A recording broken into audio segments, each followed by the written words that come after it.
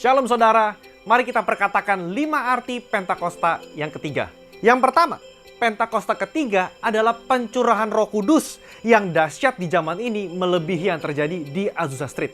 Yang kedua, Pentakosta ketiga akan mengakibatkan penuaian jiwa yang terbesar dan yang terakhir sebelum kedatangan Tuhan Yesus kali yang kedua. Yang ketiga, Pentakosta ketiga akan membangkitkan generasi Yeremia, yaitu anak-anak muda yang dipenuhi Roh Kudus, cinta mati-matian kepada Tuhan Yesus, tidak kompromi dengan dosa, dan bergerak untuk memenangkan jiwa.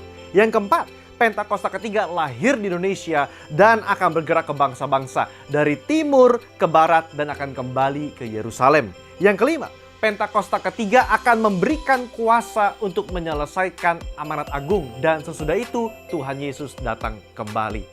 Semangat, haleluya!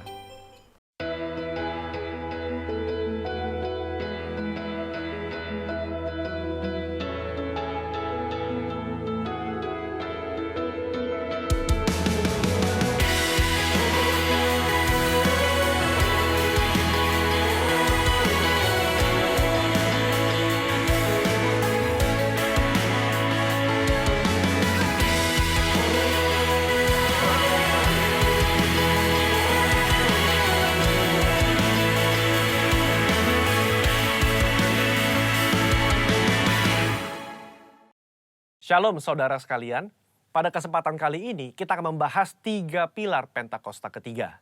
Nah, salah satu karakteristik daripada umat Pentakosta adalah mereka menekankan akan tuntunan Tuhan di dalam kehidupan sehari-hari. Kalau bisa dibilang, suara hati umat Pentakosta itu mirip dengan doa Musa di dalam Keluaran 33 ayat yang ke-15. Jika engkau sendiri tidak membimbing kami, janganlah suruh kami berangkat dari sini. Kita sebagai umat Pentakosta juga menyerukan hadirat Tuhan yang terus-menerus menuntun dan membimbing kita. Sebagaimana Musa memerlukan tuntunan Tuhan dalam kesehariannya di Perjanjian Lama, kita juga melihat bagaimana gereja mula-mula dalam Perjanjian Baru melibatkan tuntunan Tuhan di dalam mengikuti kehendak dan rencana Tuhan. Di dalam Kisah Rasul pasal yang ke-15, kita melihat bagaimana gereja mula-mula menghadapi masalah ketika bangsa yang bukan Yahudi bertobat, menerima karunia keselamatan, menerima karunia Roh Kudus. Masalah timbul ketika beberapa orang Yahudi yang telah menjadi percaya berkata, orang-orang yang bukan Yahudi ini harus disunat, diwajibkan untuk mengikuti seluruh hukum Taurat. Bagaimana gereja mula-mula pada waktu itu mengikuti tuntunan Tuhan dalam permasalahan yang penting ini? Mereka mengikuti tuntunan Tuhan lewat 3 pilar, yaitu pilar Roh Kudus, pilar komunitas, pilar firman Tuhan. Lewat ketiga pilar ini, gereja mula-mula akhirnya dapat menerima bahwa bangsa yang bukan Yahudi telah menerima keselamatan dan juga karunia Roh Kudus. Mereka tidak lagi perlu disunat dan tidak perlu melakukan seluruh hukum Taurat. Bagaimana dengan gereja Tuhan pada zaman now mengikuti tuntunan Tuhan tentang Pentakosta ketiga? Kita pun mengikuti tuntunan Pentakosta ketiga menggunakan ketiga pilar ini. 3 pilar inilah yang menjadi acuan penafsiran orang Pentakosta. Mari kita simak bersama. Yang pertama, pilar Roh Kudus. Kita melihat bagaimana kuasa Roh Kudus di Pentakosta yang pertama itu luar biasa. Dalam Kisah Rasul pasal yang kedua, Petrus berkhotbah, 3.000 orang diselamatkan.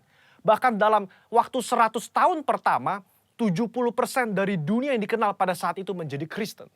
Tetapi amanat agung belum tuntas. Roh Kudus terus berlanjut di Pentakosta yang kedua di Azusa Street, yang menghasilkan kira-kira 700 juta jiwa. Namun amanat agung juga belum selesai. Karena itulah karya Roh Kudus berlanjut dengan Pentakosta ketiga sekarang di Indonesia. Pentakosta ketiga inilah yang akan menuntaskan amanat agung dan membawa penuaian jiwa yang terbesar dan terakhir sebelum Yesus datang kembali. Haleluya. Yang kedua, pilar komunitas orang percaya. Kita lihat bahwa tuntunan Pentakosta ketiga tidak diklaim seorang diri saja, melainkan telah didoakan, dikonfirmasi, disaksikan oleh kaum Pentakosta secara global yang diwakili oleh Empower 21. Kalau saudara ingat, di Empower 21, gembala sidang dan pembina kita menggaungkan visi Pentakosta ketiga di hadapan bangsa-bangsa. Mereka mengaminkan, menerima, mengkonfirmasi, membawa api Pentakosta ketiga kembali ke negara mereka. Pilar yang ketiga, pilar firman Tuhan.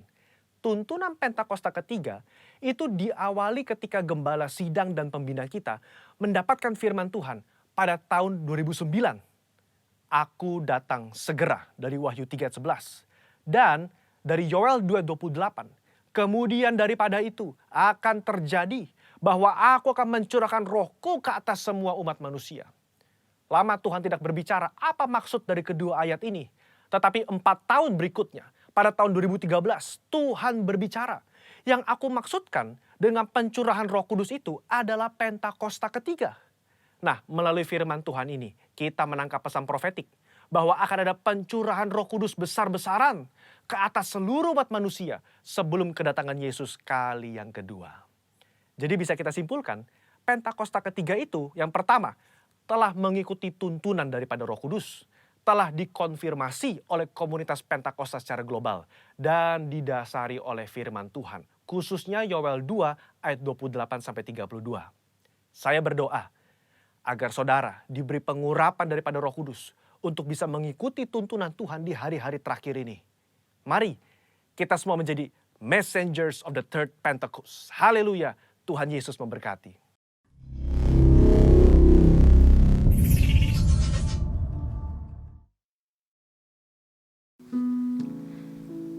Dalam lindungan Allah, orang yang duduk dalam lindungan yang maha tinggi dan bermalam dalam naungan yang maha kuasa akan berkata kepada Tuhan, tempat perlindunganku dan kubu pertahananku, Allahku yang kupercayai.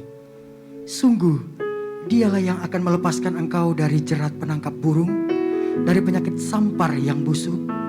Dengan kepaknya ia akan menurungi engkau, di bawah sayapnya engkau akan berlindung. Kesetiaannya ialah perisai dan pagar tembok. Engkau tak usah takut terhadap kedahsyatan malam, terhadap panah yang terbang di waktu siang, terhadap penyakit sampar yang berjalan di dalam gelap, terhadap penyakit menular yang mengamuk di waktu petang. Walau 1.000 orang rebah di sisimu dan 10.000 di sebelah kananmu, tetapi itu tidak akan menimpamu. Engkau hanya menontonnya dengan matamu sendiri dan melihat pembalasan terhadap orang-orang fasik. Sebab Tuhan ialah tempat perlindunganmu, yang maha tinggi telah kau buat tempat perteduhanmu. Malapetaka tidak akan menimpa kamu, dan tulah tidak akan mendekat kepada kemahmu. Sebab malaikat-malaikatnya akan diperintahkannya kepadamu untuk menjaga engkau di segala jalan. Mereka akan menatang engkau di atas tangannya, supaya kakimu jangan terantuk kepada batu. Singa dan ular tedung akan kau langkahi. Engkau akan menginjak anak singa dan ular naga. Sungguh hatinya melekat kepadaku, maka aku akan meluputkannya. Aku akan membentenginya, sebab ia mengenal namaku. Bila ia berseru kepadaku, aku akan menjawab. Aku akan menyertai dia dalam kesesakan. Aku akan meluputkannya dan memuliakannya. Dengan panjang umur akan kukenyangkan dia, dan akan kuperlihatkan kepadanya keselamatan daripadaku.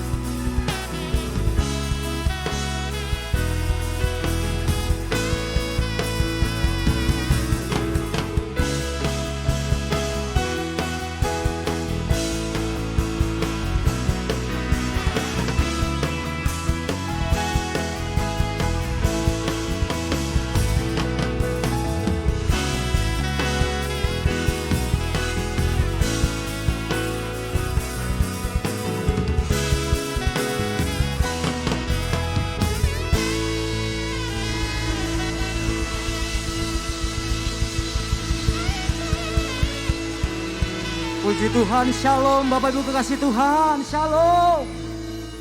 Apa kabar saudara? Luar biasa, amin. Coba kita bangkit berdiri dulu bersama-sama.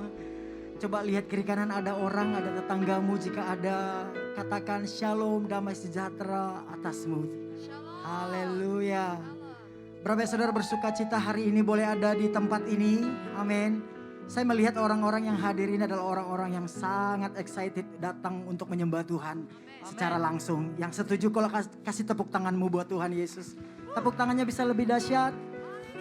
Boleh kita sapa juga jemaat yang ada di rumah. Katakan hai shalom.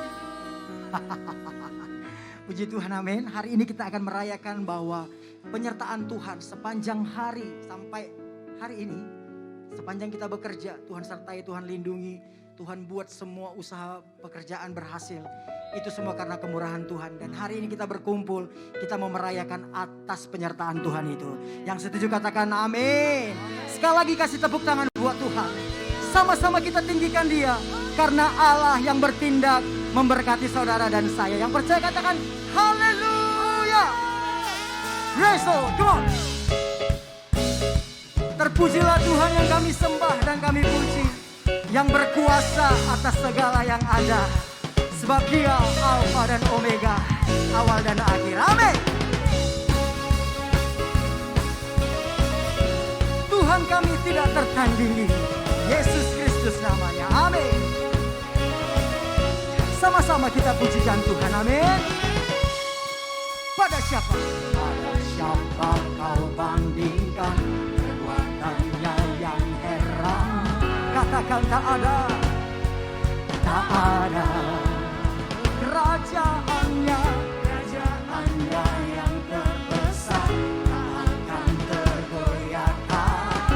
Mari dengan iman katakan dengan mantap.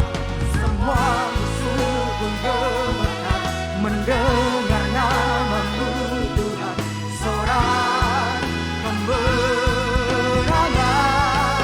Go! Hey! Sungguh tak tertandingi, tak ada yang setara denganmu. Hanya Yesus Tuhanlah yang terhebat, yang melebihi dari penguasa di dunia. Kerajaanmu kekal. Yeah. Amin saudara. Sama-sama nyatakan pada siapa? Pada siapa kau bandingkan perbuatannya yang heran? Katakan kerajaannya yang akan tergoyahkan. Katakan dengan iman, semua musuh gemetar. Semua musuh mendengar. Amin. Umat-umat yang perkasa dengan iman katakan say.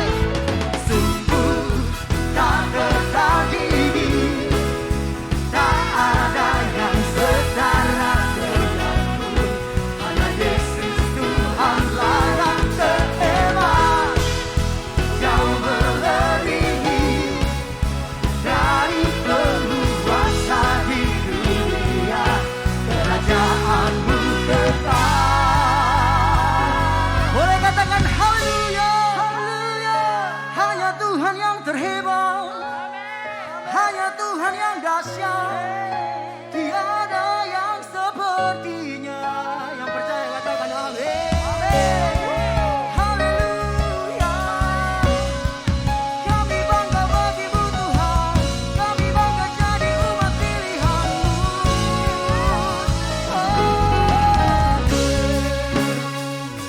Terpujilah Tuhan yang memberkati umat-Nya dan yang menyertai kami sampai masa kesudahan. Amin saudara. Haleluya. Praise the Lord, praise the Lord. Puji namanya. Yang sepakat Tuhan kita hebat, boleh angkat tangan sama-sama. Katakan sungguh, come on. Say. Sungguh tak tertandingi, yes. Tak ada yang setara denganmu. Tidak ada.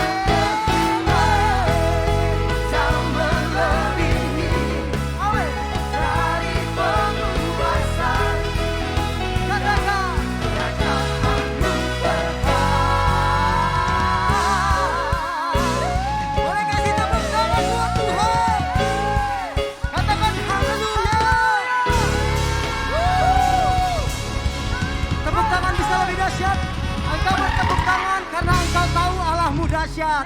Tepuk tangannya bisa lebih lagi, yang di rumah juga katakan haleluya. Yuk tepuk tangan lebih lagi bagi Allah, kita memuji Tuhan, amin. Dia Allah yang perkasa, dia ada di dalam saudara dan saya, amin. Itulah sebabnya engkau bisa melewati masa-masa susah, masa-masa sulit, karena ada Tuhan di dalam engkau. Yang percaya katakan amin. Yes, come on.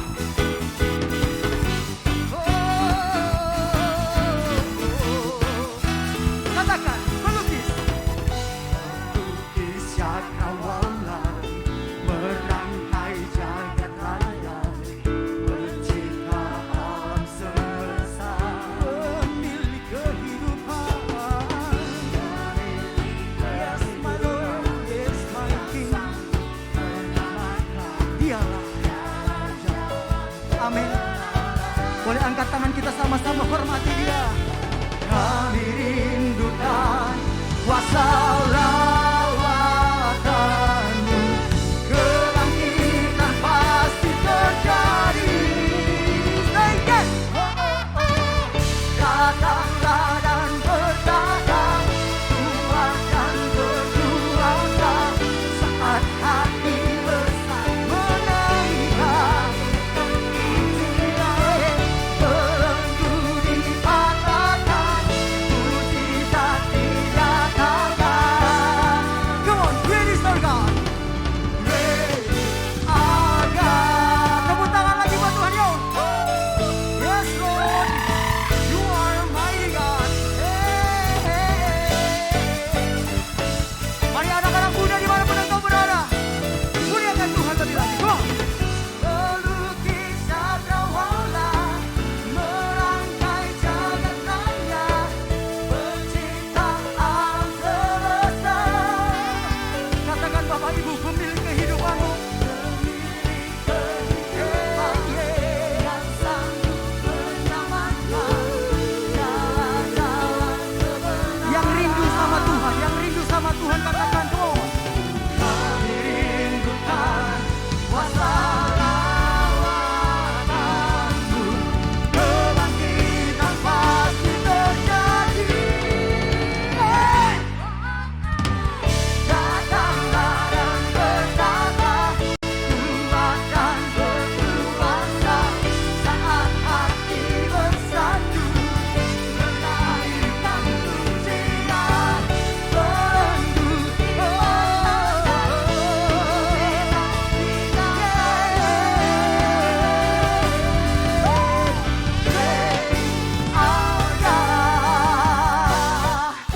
Dia Allah yang perkasa, amin saudara. Haleluya, kami ada di tempat ini karena kami mau melihat Allah yang perkasa dalam hidup kami, yang sudah memberkati menyertai kami sepanjang hidup kami, disembuhkannya kami, dipulihkannya kami, diberkatinya kami, diangkat hidup kami, agar kami menjadi berkat dan memuliakan Bapa kami yang di surga. Yang setuju katakan amin. Yang setuju katakan haleluya.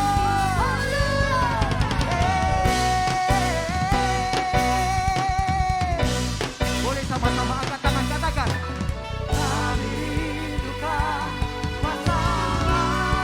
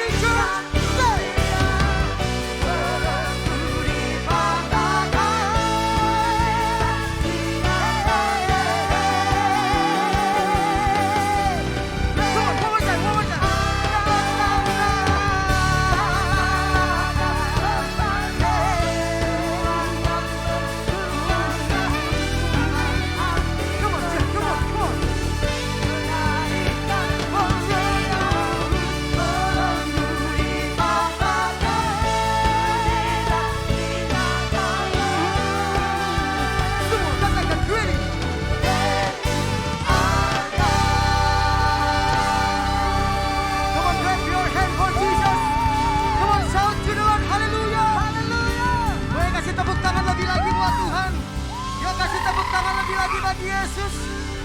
Boleh katakan praise the Lord, praise the Lord, praise the Lord, praise the Lord, praise the Lord. Haleluya, haleluya. Boleh kita bertepuk tangan 1 menit buat Tuhan, katakan haleluya, haleluya, haleluya, haleluya. Praise the Lord, praise the Lord, praise the Lord. Haleluya, haleluya, haleluya. Haleluya, praise the Lord. Kau Allah yang dahsyat Tuhan. Mari silakan duduk kembali dalam hadirat Tuhan.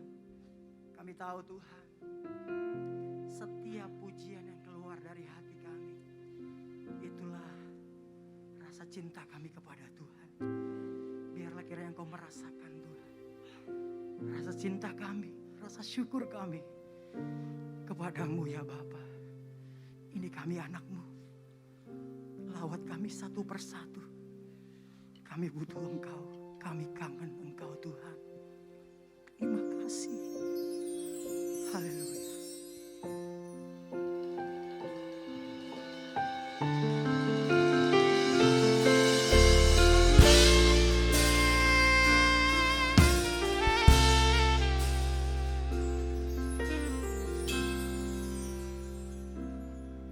Saat ku berjalan, kasih-Mu menerangi langkahku. Takut, takut, takut bimbang, karena ku tahu Kau bersamaku. Kau yang lebih tahu baik bagiku, Kau yang lebih sanggup pulihkan hidupku. Ku berserah, ku percaya, hanya Yesus penolong yang setia. Sama-sama katakan pujian ini. Aku berjalan, kasih-Mu menerangi langkahku. Takut, takut, takut, takut bimbang, karena ku tahu Kau bersamaku. Kau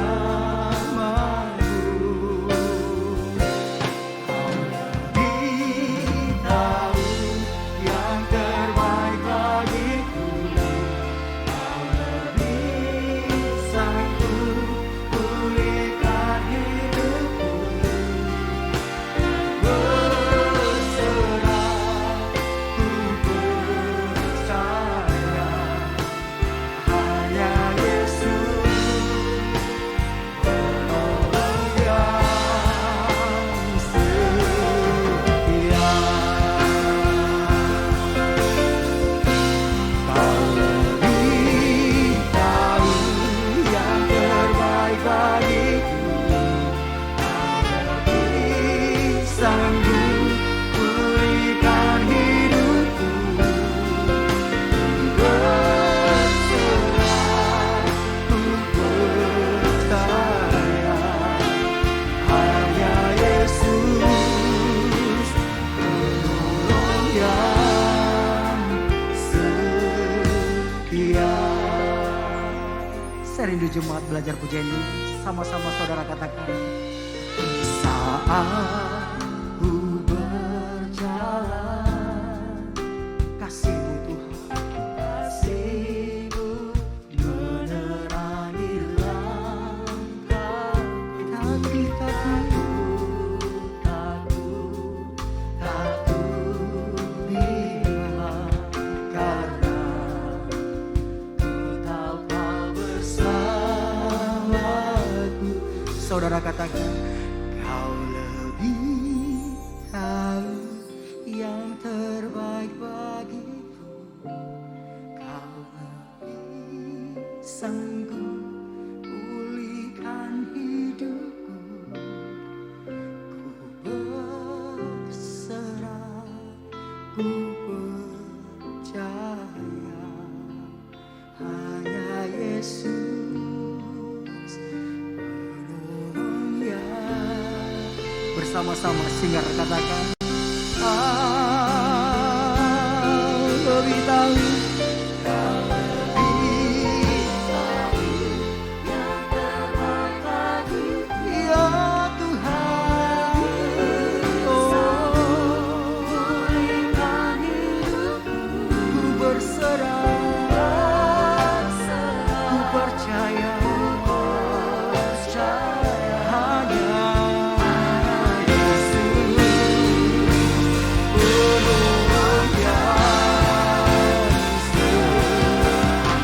sekali lagi katakan, kau lebih tahu, lebih tahu yang terbaik bagiku. Kau lebih sanggup pulihkan hidupku. Berserah, ku percaya, hanya Yesus.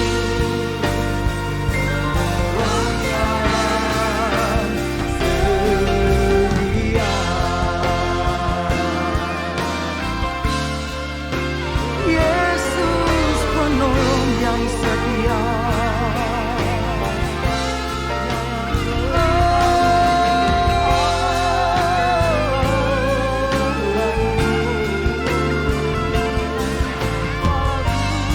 Terima kasih ya Tuhan yang baik.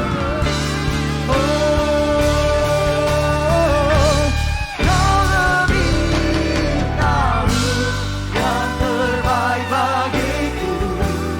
Kau lebih sanggup pulihkan hidupku. Berserah, ku percaya, hanya Yesus penolong yang lebih sungguh lagi saudara katakan, kau lebih tahu yang terbaik bagi. Hanya Yesus yang tahu saudara. Apapun saat ini yang engkau alami, izinkan Tuhan menjamamu. Mari berserah kepada Tuhan. Mari terus percaya sama Tuhan. Mujizatnya masih ada, pertolongannya masih tersedia bagi engkau yang mengasihi Tuhan. Kau lebih tahu, kau lebih tahu yang terbaik bagiku. Kau lebih sanggup pulihkan hidupku. Berserah, ku percaya, hanya Yesus penolong yang setia.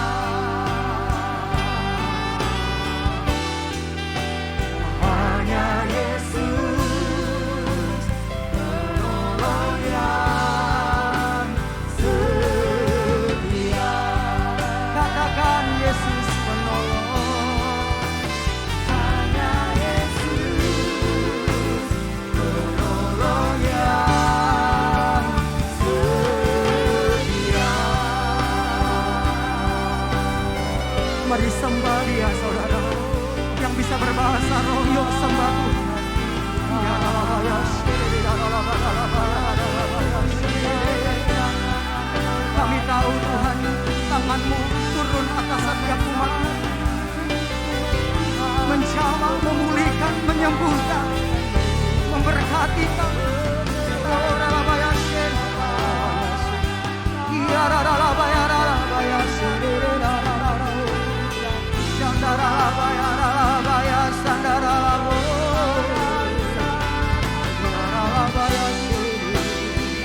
Hanya Yesus Tuhan, Allah yang setia.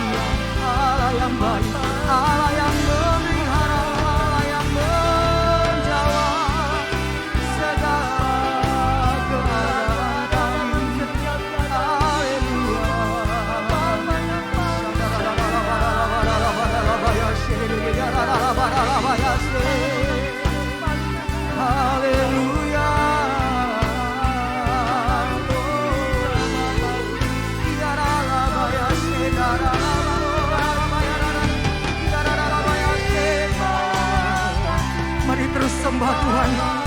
Sembah dia, sembah dia, sembah dia. Dia Bapa yang baik buat engkau dan saya. Hanya Tuhan yang terbaik dalam hidupmu dan saya.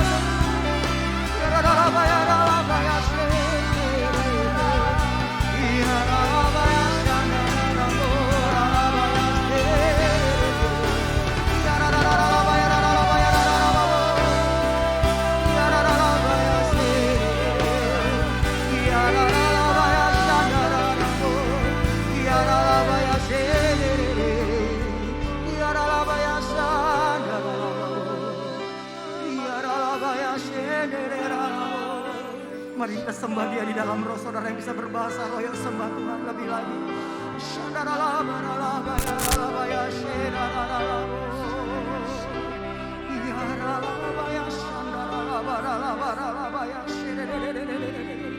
Kasih setianya gak pernah meninggalkan kita, saudara.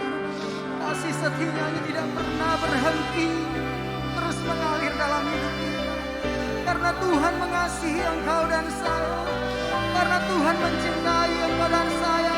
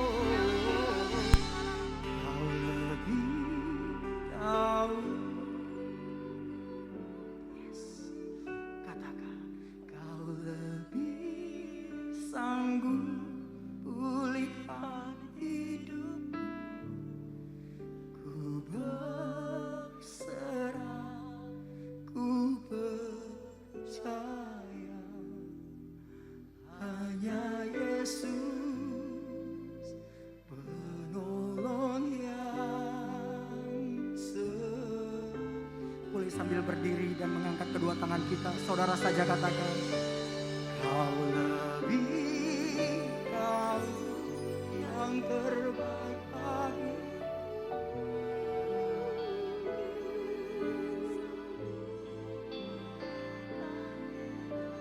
Bapa, terima kasih.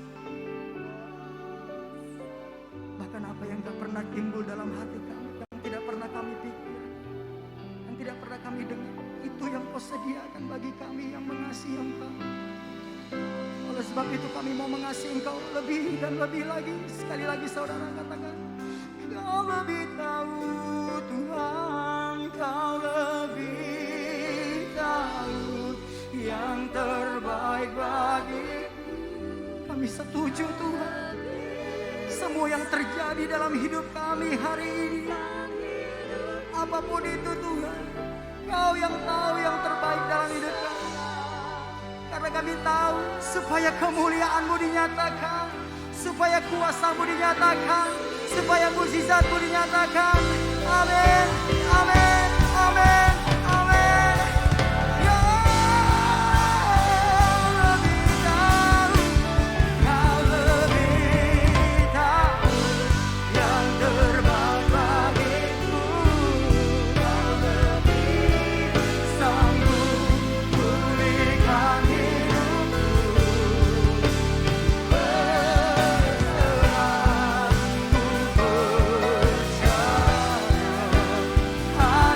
Yesus penolong yang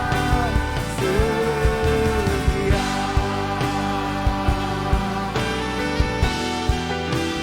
Hanya Yesus penolong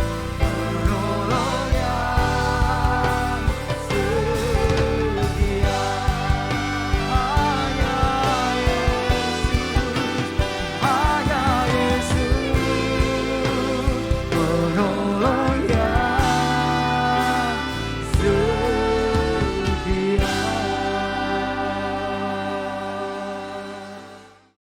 Shalom jemaat Tuhan di GBI Puri, saya bersyukur bahwa saat ini bisa menyampaikan sedikit firman Tuhan di antara saudara. Terima kasih untuk Gembala Sidang dan seluruh tim pengembalaan daripada GBI Puri. Sebelum kita mendengarkan firman Tuhan, mari kita berdoa. Tuhan, terima kasih anugerah dan kebaikan yang Tuhan sudah berikan bagi kami. Sebentar kami mau merenungkan firman Tuhan. Tuhan tolong kami, Tuhan berkati kami supaya firman ini menjadi perenungan bagi kami, menjadi bahan introspeksi bagi kami, supaya kami tahu apa yang menjadi rencana Tuhan dalam hidup kami, untuk rencana Tuhan di hari-hari ke depan. Tuhan tolong kami, biar di masa-masa ini Tuhan kami mau memperbaiki hidup kami lebih lagi. Kami mau berjalan sesuai kehendak Tuhan. Urapi kami semua di dalam nama Yesus kami sudah berdoa. Haleluya, amin. Saudara dikasih Tuhan, di dalam Bilangan pasal 12 ayat yang ketiga dikatakan demikian. Bilangan pasal 12 ayat yang ketiga. Adapun Musa ialah seorang yang lembut hatinya lebih dari setiap manusia yang di atas muka bumi. Sekali lagi, adapun Musa ialah seorang yang sangat lembut hatinya lebih dari setiap manusia yang di atas muka bumi. Saudara, kita tahu Musa seorang yang luar biasa, Musa seorang pemimpin yang hebat, Musa seorang yang dipakai Tuhan luar biasa.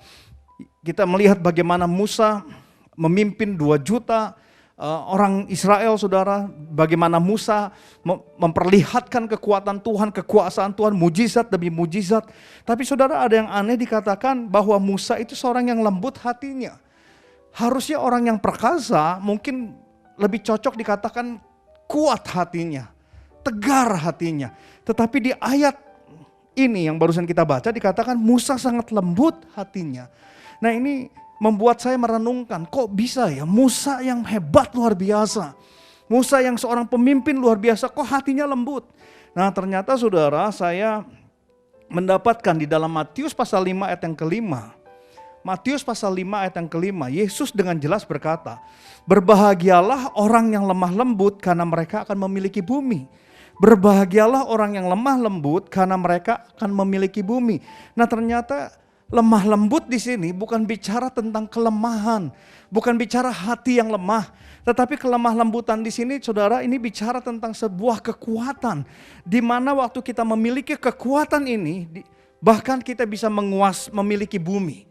Jadi wajar kalau Musa dikatakan dia memiliki kelembutan dalam hatinya. Kelembutan di sini bukan bicara tentang hati yang lemah, tapi kelembutan di sini bicara tentang suatu kekuatan. Kata lemah lembut itu ditulis dengan kata prautes yang artinya kekuatan di bawah kendali, ya. Atau kata lain dikatakan adalah kekuatan untuk mengendalikan diri.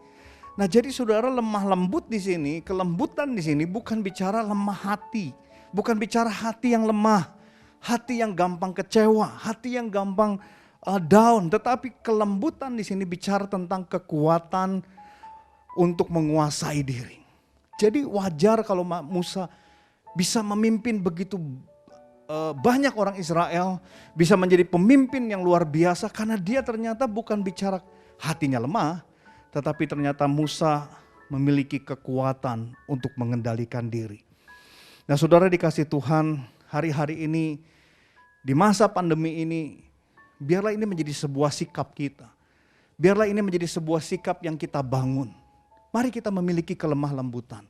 Kalau kita ingin memiliki bumi, kalau kita ingin melihat hari-hari kita ke depan, itu hari-hari yang penuh dengan harapan, hari-hari yang indah. Saudara, ayo bangun kelemah lembutan di dalam diri kita. Alkitab dengan jelas tadi berkata, berbahagialah orang yang lemah lembut, karena mereka akan memiliki bumi. Nah, saudara dikasih Tuhan, kalau kita bicara tentang lemah lembut, ada beberapa sikap yang mungkin kita bisa praktekkan, saudara. Lemah lembut itu yang pertama, bicara tentang sikap merendahkan diri. Lemah lembut adalah sikap merendahkan diri. Matius 23 ayat 11 sampai 12 dikatakan demikian. Barang siapa terbesar di antara kamu, hendaklah ia menjadi pelayanmu, dan barang siapa meninggikan diri, ia akan direndahkan, dan barang siapa merendahkan diri, ia akan ditinggikan. Nah, saudara, Alkitab mempunyai sebuah pemahaman yang berbeda dengan dunia. Alkitab mengajarkan bahwa kalau kita ingin ditinggikan, kita harus merendahkan diri kita. Kalau kita ingin ditinggikan, kita harus menjadi pelayan. Kalau kita ingin ditinggikan, kita harus menjadi hamba. Mungkin dunia berkata sebaliknya, kalau kita ingin ditinggikan maka kita harus mencapai posisi tertentu, kita harus mencapai kekayaan tertentu. Tetapi Alkitab dengan jelas, siapa yang ingin ditinggikan, dia harus mau merendahkan dirinya. Nah, Yesus adalah contoh yang luar biasa bicara merendahkan diri. Di dalam Filipi 2 ayat yang ke-8, saudara, Filipi pasal 2 ayat yang ke-8.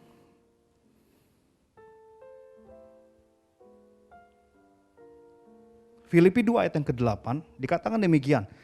Dan dalam keadaan sebagai manusia ia telah merendahkan dirinya dan taat mati sampai mati di kayu salib. Sekali lagi Filipi 2 ayat yang ke-8. Dan dalam keadaan sebagai manusia ia telah merendahkan dirinya dan taat sampai mati, bahkan sampai mati di kayu salib. Nah saudara, Yesus adalah gambaran atau contoh yang baik tentang merendahkan diri. Seorang penulis bernama Philip Yancey, saudara, dalam bukunya Jesus I Never Knew, ya, menggambarkan ayat tersebut, menggambarkan Filipi 2 ayat yang ke-8. Philip Yancey berkata bahwa menuliskan Allah dalam Yesus telah membungkuk begitu rendah sampai menjadi salah satu makhluk merayap dan merangkak. Yesus mengosongkan dirinya dari kekekalan yang tadinya tidak terbatas menjadi terbatas. Allah yang superior menjadi minor. Yesus yang adalah Allah membungkuk begitu rendah. Nah saudara, Philip Yancey dalam bukunya menggambarkan bagaimana Yesus merendahkan diri. Ya, dikatakan bahwa Yesus yang sebenarnya Allah, dia membungkuk bahkan merangkak. Ya, bahkan taat merangkak sampai mati. Artinya dia merendahkan dirinya untuk taat sampai mati. Nah saudara dikasih Tuhan, ini yang harus kita bangun hari-hari ini. Yesus bisa enggak waktu itu marah? Bisa. Yesus punya kekuatan enggak? Punya. Tapi dia membatasi kekuatannya. Ya, dia membatasi. Dia enggak, kalau dia mau saudara, waktu Yesus mau disalib, Yesus bisa untuk membunuh para prajurit Romawi. Yesus bisa untuk melepaskan diri, tapi Yesus tidak melakukannya. Waktu Yesus diludahi, bisa enggak Yesus untuk membalas? Bisa. Waktu Yesus dipukul, waktu Yesus ditonjok, waktu Yesus dicambuk, bisa enggak Yesus untuk memperlihatkan kekuatannya sebagai Allah? Bisa. Tapi Yesus dikatakan merendahkan diri, mengosongkan dirinya. Yesus memiliki kelemah lembutan yang luar biasa. Kekuatan untuk mengendalikan diri. Yesus 100% Allah dan Yesus 100% manusia. Kalau Yesus mau, semua orang yang menyiksanya bisa mati saudara. Tapi Yesus tidak melakukannya. Yesus hanya diam. Dan di Filipi 2 ayat yang ke-9 dikatakan, itulah sebabnya Allah sangat meninggikan dia dan mengaruniakan kepadanya nama di atas segala nama. Saudara, waktu kita mau belajar merendahkan diri, Tuhan yang akan meninggikan kita. Yesus merendahkan dirinya. Dan ayat 9 dikatakan, oleh karena itu Tuhan mengaruniakan nama di atas segala nama. Hari-hari ini mungkin banyak tekanan dalam hidup kita. Seringkali kita gak bisa lagi kontrol diri kita, emosi kita. Tapi biarlah ini menjadi sebuah perenungan.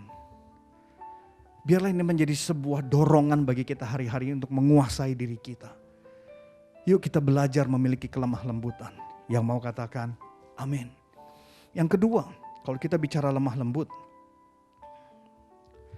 Lemah lembut adalah sikap menghargai orang lain lebih daripada diri sendiri. Lemah lembut adalah sikap menghargai orang lain lebih daripada ke diri sendiri. Filipi 2 ayat 3 dikatakan demikian. Dengan tidak mencari kepentingan sendiri atau puji-pujian yang sia-sia. Sebaliknya hendaklah dengan rendah hati yang seorang menganggap yang lain lebih utama daripada dirinya sendiri. Sekali lagi, dengan tidak mencari kepentingan sendiri atau puji-pujian yang sia-sia. Sebaliknya hendaklah dengan rendah hati yang seorang menganggap yang lain lebih utama daripada dirinya sendiri. Saudara, lemah lembut adalah menghargai. Menganggap orang lain lebih penting daripada dirinya sendiri. Sulit gak? Saya rasa sangat sulit. Tetapi biarlah ini menjadi sebuah perenungan, menjadi sebuah tujuan kita. Kita mau belajar menghargai orang-orang yang di sekitar kita. Bahkan lebih daripada kita menghargai diri kita sendiri. Musa, saudara, Ketika bangsa Israel berbuat dosa dengan membuat patung lembu emas. Saudara, Musa berkata, Tuhan ampuni bangsa ini. Kalau Tuhan tidak mengampuni bangsa ini, lebih baik namaku yang dihapus dari kitab kehidupan. Saudara bayangkan, Musa gak berdosa, yang berdosa bangsa Israel. Yang berdosa bukan Musa, tetapi demi orang-orang Israel, Musa berkata, Tuhan ampuni bangsa ini. Ampuni bangsa Israel ini. Kalau perlu hapus nama saya dari kitab kehidupan, asal kau mengampuni bangsa ini. Saudara, itu sebuah sikap yang luar biasa.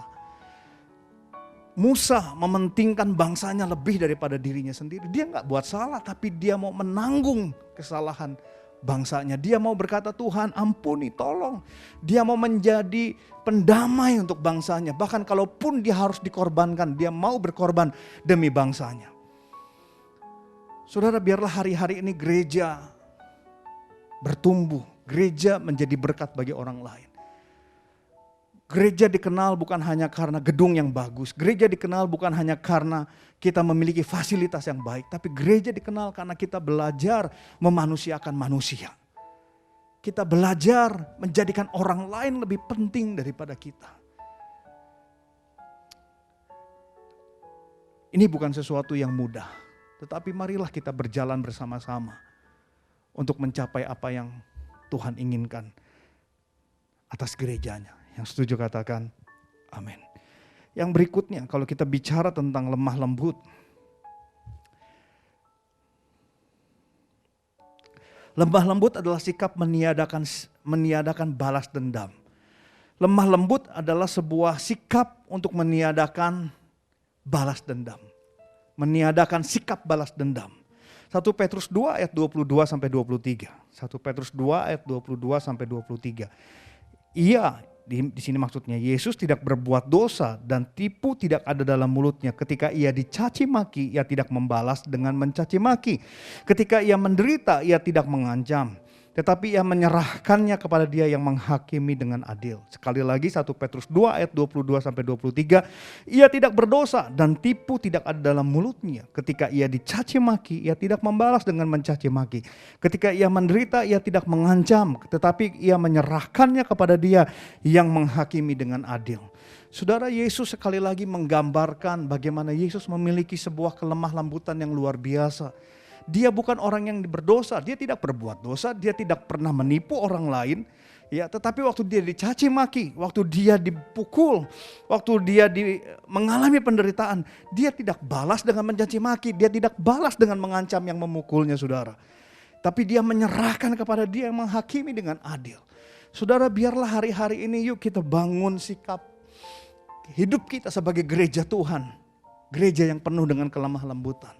Kita bisa disakiti, kita bisa ditekan, kita bisa mengalami penganiayaan. Tapi mari mulai belajar untuk kita tidak membalas penganiayaan dengan aniaya. Kita tidak membalas caci maki dengan cacian juga. Mari kita mulai belajar untuk lebih ikhlas, untuk lebih rela, saudara. Seperti apa yang Yesus contohkan kepada kita. Inilah sikap kelemah lembutan yang Yesus miliki. Sekali lagi, mungkin waktu kita mendengar ini, dalam benak kita langsung berkata, ini sulit, pasti sulit. Saya setuju, sulit sekali. Tapi kita mau bertumbuh untuk seperti Yesus. Kita mau belajar mengenal Dia, yang setuju dan mau katakan amin. Apapun situasi hidup kita hari ini, yuk kita belajar. Kita mau belajar lebih baik, kita mau belajar lebih baik. Ayo dorong diri kita untuk belajar lebih baik. Yang tadi kita sudah belajar, saudara, bahwa sikap lemah lembut adalah sikap merendahkan diri. Sikap lemah lembut adalah bicara tentang menghargai orang lain lebih daripada diri sendiri. Lemah lembut adalah sikap meniadakan balas dendam. Dan yang terakhir yang saya ingin bahas, sikap lemah lembut adalah tunduk kepada kehendak Bapa. Tunduk kepada kehendak Bapa. Nah, saudara dikasih Tuhan, seringkali dalam hidup ini kita punya harapan. Kita punya keinginan. Dan seringkali harapan dan keinginan kita itu gak terjadi, saudara. Dan kita mulai bertanya, Tuhan kenapa?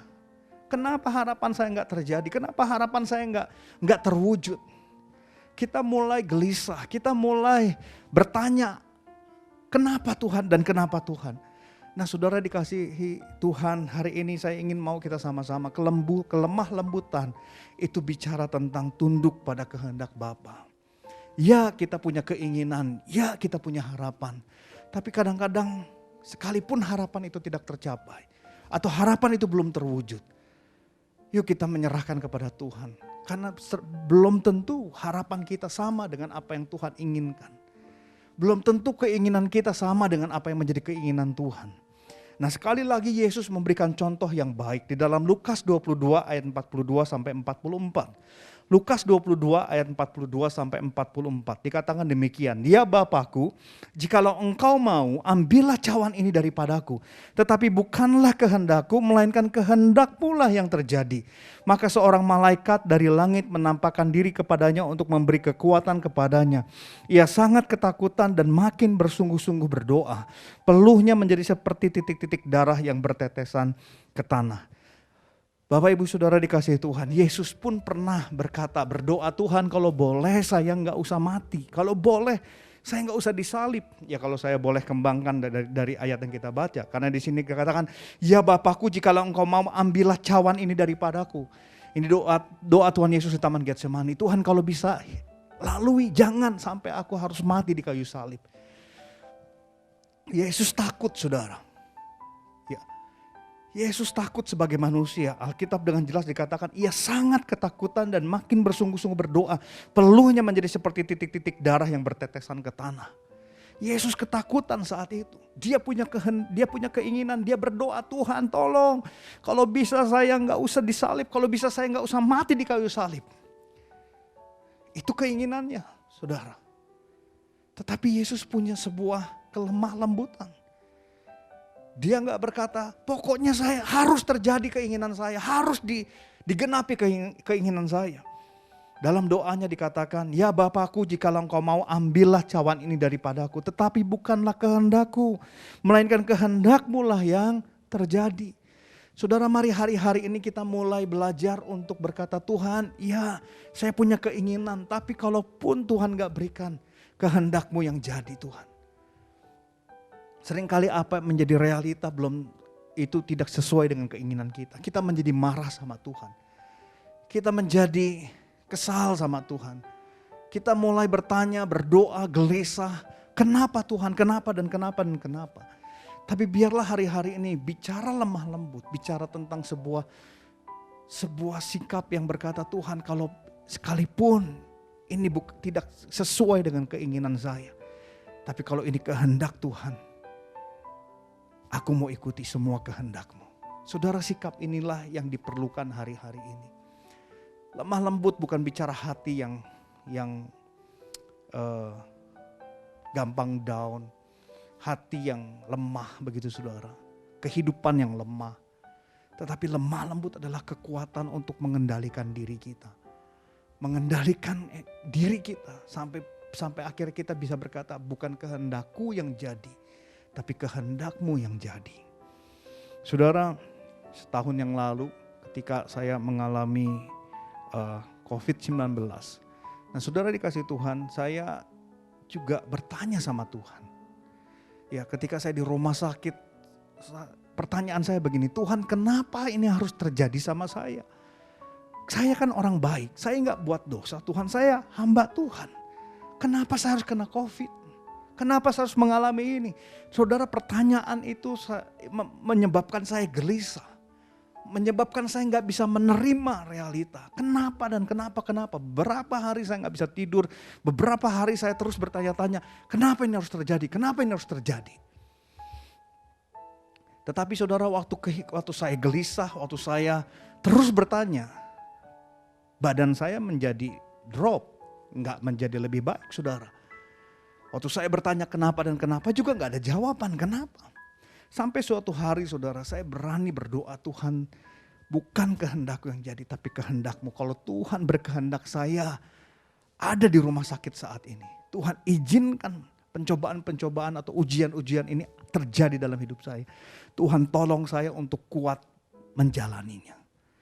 Saudara, bukan sesuatu yang mudah untuk menerima. Bukan sesuatu yang mudah untuk menerima realita, kenyataan. yang tidak sesuai dengan harapan atau keinginan kita. Tapi disitulah kita belajar kelemah lembutan. Waktu kita mulai melepas, kalau kita belajar ikhlas bahwa bukan kehendakku tapi kehendakmu yang jadi.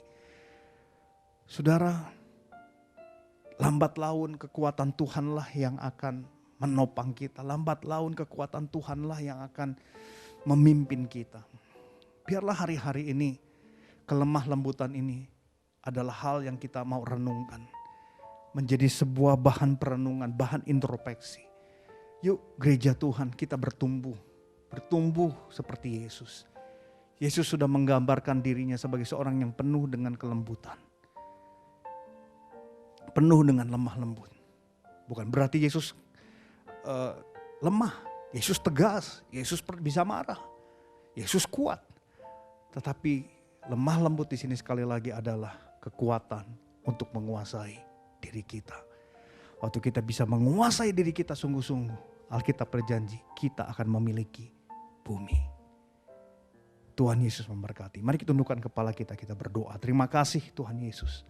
Untuk kesempatan ini, untuk anugerah-Mu, kami bisa merenungkan, mendengar sedikit firman Tuhan. Tuhan, yang kami dengar bukan sesuatu yang mudah untuk dilakukan.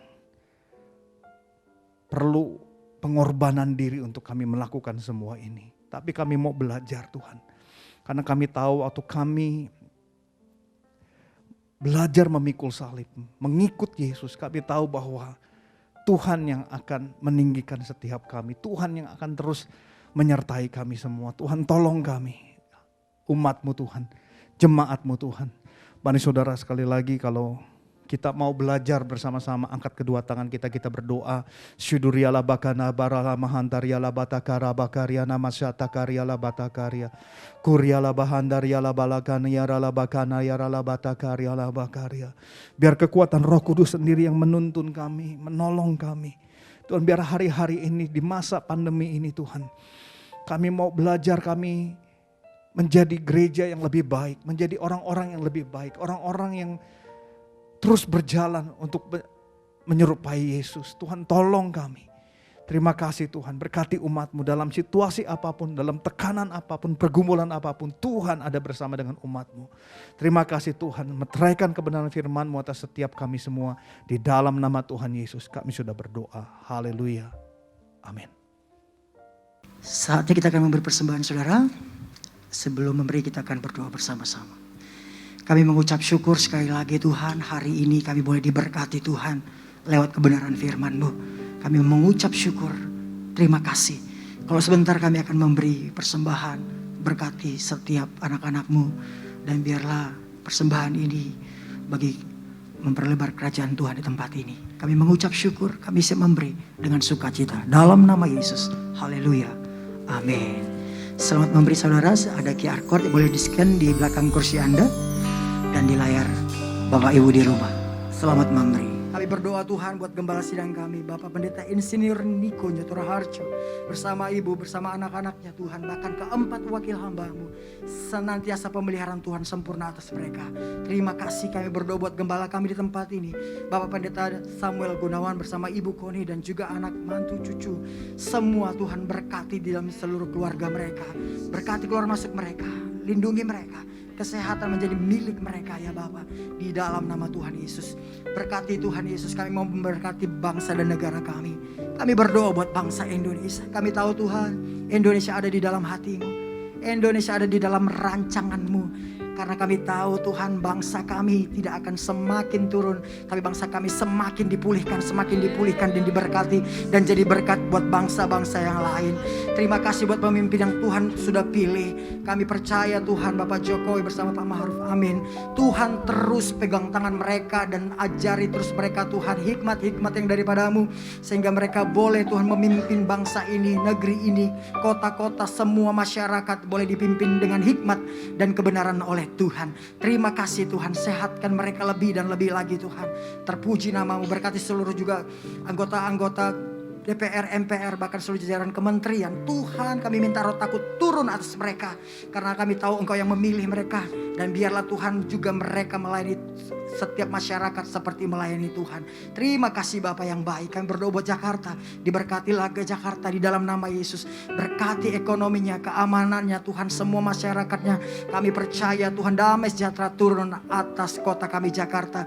Dan seluruh kota-kota yang ada di Indonesia. Bahkan seluruh bangsa ini. Di dalam nama Tuhan Yesus. Terima kasih. Kami berdoa buat jemaat-Mu yang sudah hadir ibadah di tempat ini Tuhan. Berkati mereka. Berkati setiap mereka, keluarga mereka, suami, istri, anak-anak, usaha mereka, keluarga besar. Tuhan berkati mereka lebih lagi dan lebih lagi. Dan biarlah nama Tuhan dipermuliakan lewat setiap kehidupan mereka. Dan mereka jadi berkat bagi kemuliaan nama Tuhan. Terima kasih Bapa yang baik. Kalau hari ini kami sudah selesai ibadah, kami mengucap syukur buat segala kebaikan, penyertaan. Kami pulang tidak sama dengan kami datang tidak sama dengan kami pulang. Kami pulang membawa berkat-berkat yang daripada Tuhan. Terima kasih Bapa, kami siapkan hati kami dan kami merindu menerima berkat yang daripada-Mu. Kita akan mengakhiri ibadah kita pada hari ini.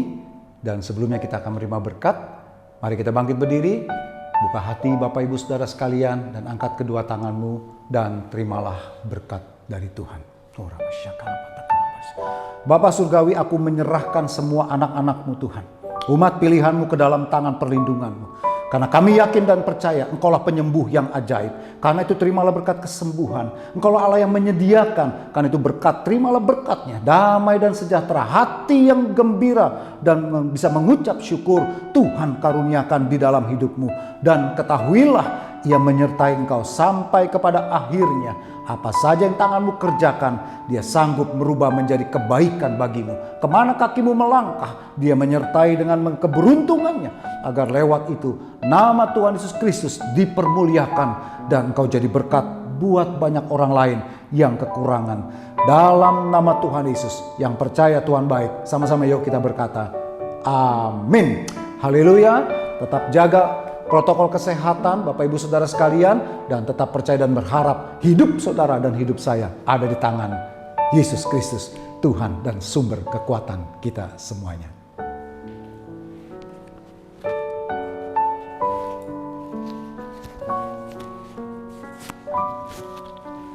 Tuhan memberkati kita semuanya.